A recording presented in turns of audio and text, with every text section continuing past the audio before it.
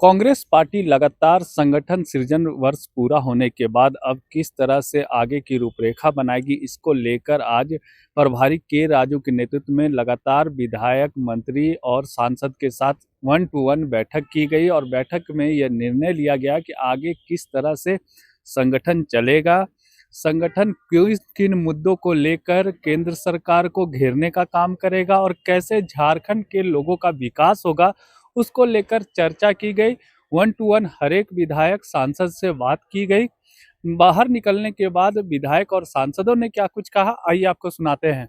एक भाषा की मर्यादा होती है, वो कभी भी क्रॉस नहीं करना चाहिए। लेकिन एक साथ साथ मैं ये भी जरूर कहना चाहूंगा, क्या मोदी जी हमारे देश के प्रधानमंत्री जी हैं, क्या कटो के बटो के कपड़े से पहचानो जोगे एक उचित लगता है?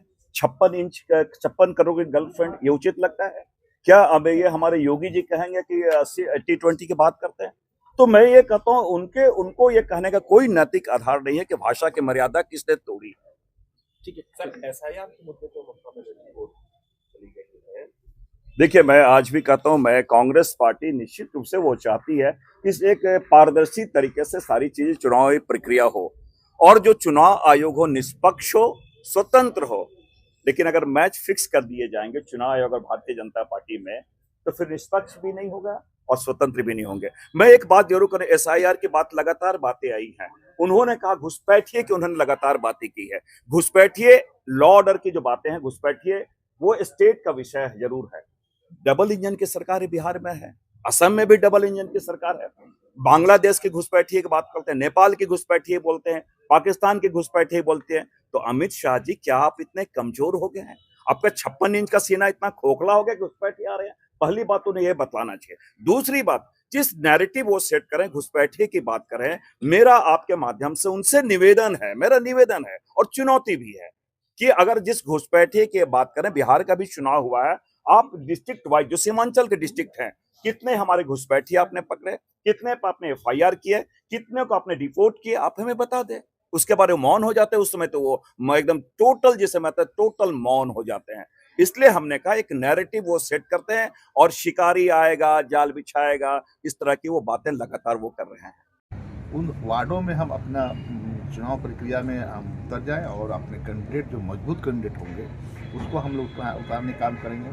कुछ दिन पहले महुआ मांझी बोली थी कि नहीं, हम लोग को हमने कहा कि उनको मिल के लड़ेंगे हम लोग एक दूसरे का, जिस पार्टी का उम्मीदवार जहां मजबूत है, चाहे जेएमएम का अगर उम्मीदवार अच्छा है तो उसको देंगे और जहाँ कांग्रेस का उम्मीदवार ज़्यादा अच्छा है तो उसको देंगे।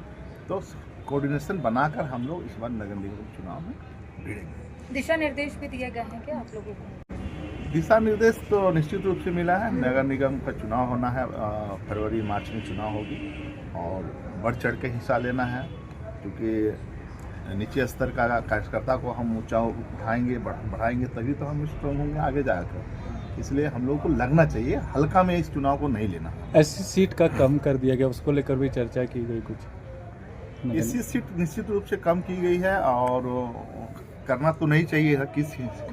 किस आंकड़ा को लेकर इन लोगों ने, नगर निगम के पदाधिकारियों ने कम किया है, क्योंकि हमारा जैसे बुट्टी वाला वार्ड नंबर 5 और वार्ड नंबर 14 चुटिया का भाग, तो उस भाग को भी पहले हम लोग को वार्ड नंबर 2 भी हम लोग रिजर्व में आता था, जो हातमा का पोर्शन होता था, उसको भी हटा दिया। तो इस बार तो अब जो अनाउंसमेंट हो गई है, अभी अधिसूचना जारी नहीं हुई है, लेकिन हम चाहेंगे कि इसमें अगर संशोधन होता है तो ऐसी सीट बढ़ाई जाए। मेयर के लिए क्या ऐसी सीट का नहीं दिया गया है, फिर इसको रखा गया तो क्या? देखिए, जनगणना के आधार पर या और रोटेशन के आधार पर मिलना तो चाहिए सी, लेकिन बीच में किस कारण से हटाकर पुनः एसटी को स्टे कर दिया गया है, ये न्याय से परे है। क्योंकि कारपोरेशन का जो इलेक्शन होता है रोटेशन वैल्यूज पे होता है और उसी आधार पर ये चुनाव आयोग पिछला बार जो है मेयर का प्रत्याशी के लिए रिजर्व सीट रखा गया था एससी के लिए, लेकिन आदिवासी समुदाय के लोगों ने इसका विरोध किया और विरोध किया तो हाई लेवल से इसको मॉनिटरिंग की गई है और उसको स्टे कर दी गई है, क्योंकि संवैधानिक व्यवस्था में, संघीय व्यवस्था में हर जाति वर्ग को अपना हक और अधिकार पाने का है, उसमें संविधान में निर्मित है। तो विरोध भी नहीं होना चाहिए था, लेकिन अगर सरकार ने ही स्टे कर दिया तो उसके लिए ज़्यादा हम क्या कर सकते हैं। हमारे लोगों ने कोर्ट का दरवाज़ा खटखटाया है, अब देखते हैं कोर्ट क्या डिसीजन देती है। यहाँ तो झारखंड में जो भी होता है कोर्ट ही फैसला देती है, तभी कार्य रूप धरातल पर उतरता है। आपके क्षेत्र में रिम्स है, रिम्स में लगातार जिस तरह से अतिक्रमण मुक्त अभियान चल रहा है, आम लोग परेशान हो रहे हैं। कई लोगों के पास पेपर भी दिखाया, उसके बाद भी उनका सुना नहीं गया।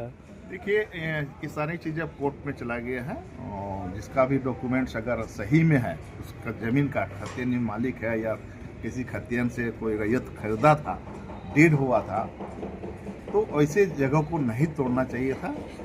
अगर तोड़ा है तो उसको न्याय मिलना चाहिए और अतिक्रमण भी नहीं होना चाहिए, ये भी बात सही है, क्योंकि अतिक्रमण होने से दिक्कतें आती हैं, सबको आती है। लेकिन अगर डॉक्यूमेंट्स को बिना जांचे नगर निगम के लोगों ने अगर किसी का घर तोड़ा है तो दोषी है।